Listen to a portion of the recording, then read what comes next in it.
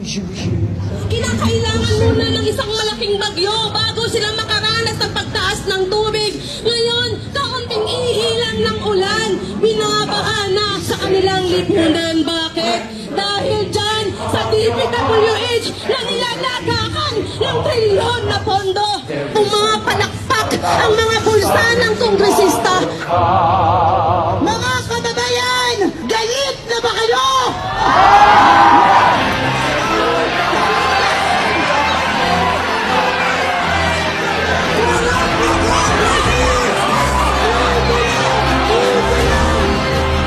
Tayo rin we don't speak up. The Filipino people just simply opt to be silent. May pag-asa po ba tayo? Ano?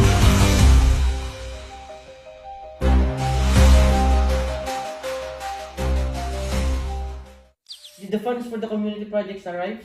Yes, Mayor. We can report that project is complete, even if we spend the budget.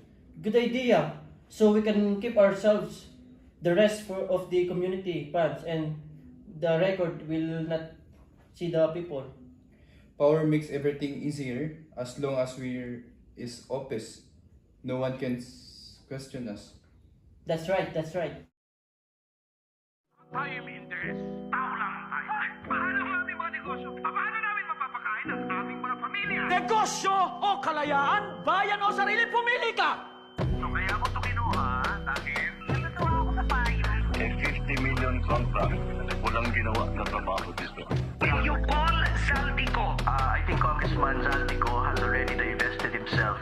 Senator Bongo denies allegations. Habang lubog sa baha ang marami, lumulutang ang karangyaan ng kaanak ng mga kontraktor at ilang kongresista. It's easier to hide behind 40 atrocities in a single incident.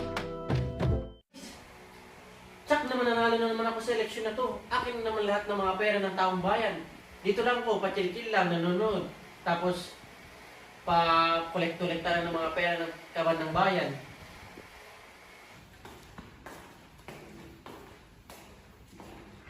Mayor, magandang umaga po, Mayor. Maupo ka muna. Sige po, Mayor. Thank you po. Ito nga pala yung mga pera na gagamitin natin para sa pagbubutbahin natin sa mga tao. Oh, ipamigay mo ng maayos at sana ay tayo ang iboto. Ay, panigurado yan, Mayor. Pag ako pinagkatiwalaan mo sa pera, panigurado yan. Mananalo ka yan. Basta ako. Yan ang gusto ko.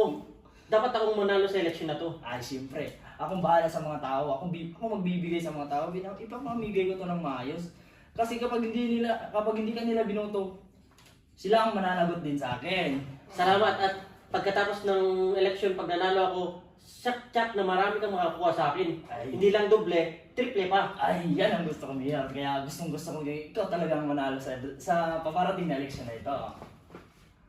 Sige, salamat. Sige po, Mayor. Thank you po, Mayor. Makakaasa ka sa mga taong buboto sa iyo. Salamat, salamat. Uy, pare! Kamusta? Uy, pare, nandiyan ka pala.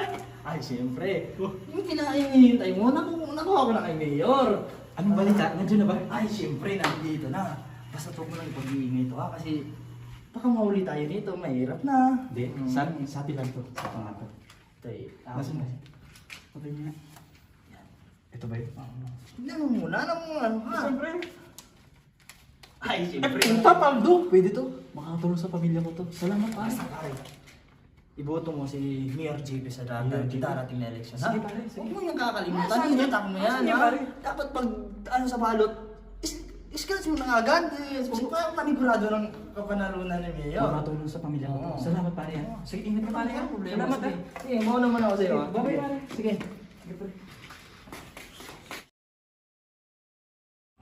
Ito ang wika ng lahat ng mga Pilipinong ninakawan. Putang ina nyo! Nadagdag bigat ng daming pipilitin na pasanin hanggang sa sigaw na sumasalit sa kung paano mag-follow na aming tuluyan na wala ng visa tao ng mga hari-hari Tingin kami sa'yo, Pangulong Bongbong Marcos. Sinesweldo ka namin. trono naririnig ko ba Kami ang nagpapasakot sa inyo.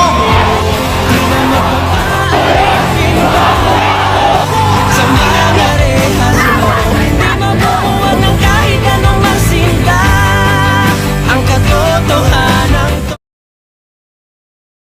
Why the political leaders abuse their power instead of serving people? First, their greediness.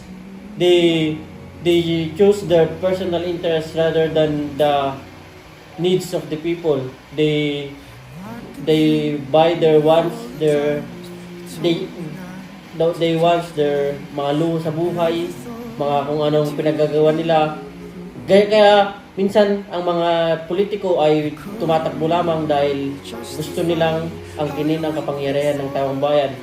Ang mga pera ng taong bayan ay kinukuha nila at ginagasta sa kanilang pansariling interes. Hindi nila alos ang karamihan ng adhikain ng mga politiko ay kunyari sila ay compassionate sa mga tao, pero ang totoo sa pagkatapos na ng eleksyon, kapag sila ay nanalo na, ang kanilang gusto, ang sinabi nila ay magsiserve sila sa mga tao, pero hindi. Karamihan sa kanila ay ginagawa na lang nilang dahilan ang pag-serve sa mga tao, pero ang totoo ay lumilikom sila ng kanilang mga gusto at para sa kanilang sariling intensyon. Who benefits when leaders misuse their authority? Can justice exist without honest leaders? What is power without responsibility? Why lead if not to serve? Leadership is the capacity to translate vision into reality. By Warren Bennis.